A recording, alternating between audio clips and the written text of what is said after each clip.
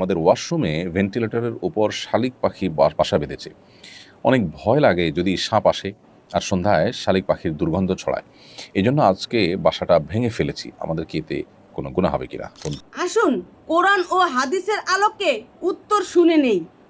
ভাই তাশরিফ, আপনার প্রশ্ন উত্তর হলো যে আপনার ক্ষতির আশঙ্কা থেকে যেহেতু আপনি বাসা ভেঙেছেন, সো এটা আপনার জন্য গুনাহের কোনো বিষয় হবে না। কোনো পাখি, কোনো প্রাণী যদি আপনার উপদ্রবের কারণ হয়, আপনার বিপদের শঙ্কা তৈরি করে, তাহলে তার বাসা ভেঙে দেওয়া বা তাকে সেখান থেকে সরাই দেওয়া, কিংবা আপনার উপদ্রবের কারণ হলে, নিয়মিত আপনার জন্য কষ্টের কারণ হলো বা আপনার জন্য বিপদের কারণ হলে সেটা কে মারাও শরীয়তে আপনার জন্য নাজায়েজ নয়।